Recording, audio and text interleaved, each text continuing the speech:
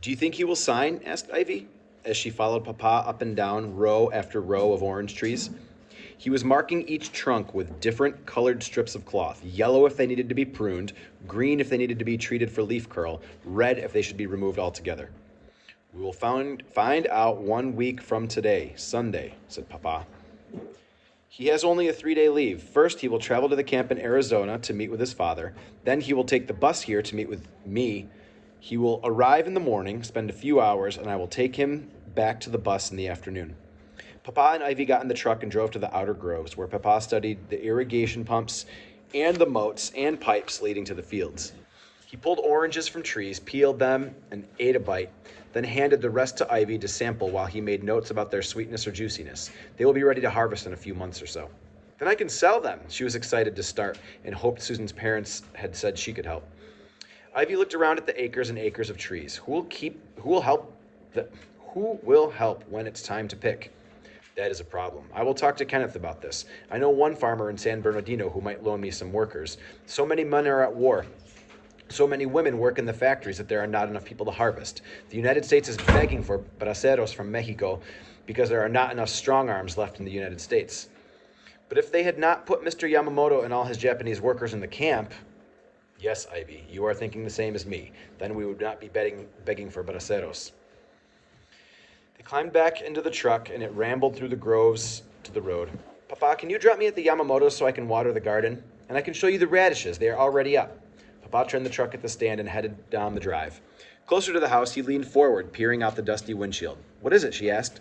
He turned off the motor, reached for Ivy's hand, and helped her across the seat. I'm not sure. Stay close to me. They took a few steps toward the house, and Ivy sucked in her breath.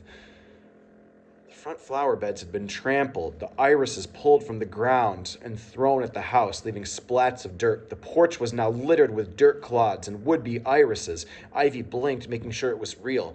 She pulled her hand from Papa's and ran to the side of the house. Someone rampaged her war garden with a shovel.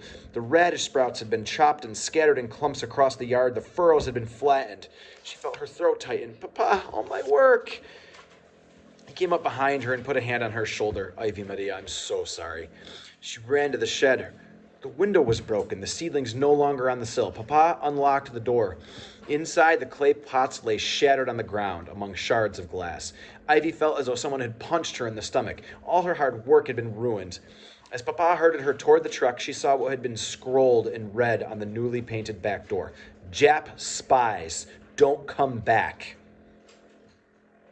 Do such a thing. Mr. Ward? I don't want you coming here alone anymore, said Papa. For your safety, Ivy Maria. But I have to clean it all up for Kenny. If he saw this destruction, he surely wouldn't want to sign the papers with Papa. No, Ivy, not today. We will wait until right before Kenneth Yamamoto arrives, so whoever does this will not have time to do it again. But the seedlings, the radishes. I know, said Papa. I will explain everything to him.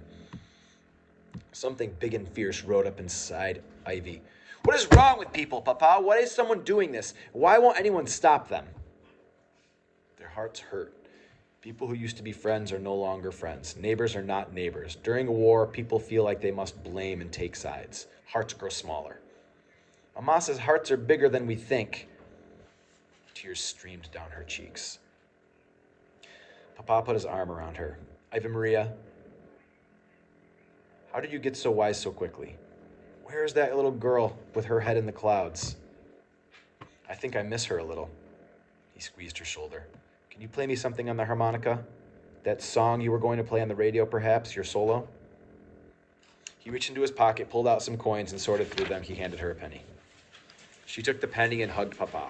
As they walked back to the truck and they walked all the way home, Ivy struggled to catch her breath, still choked by the indignation.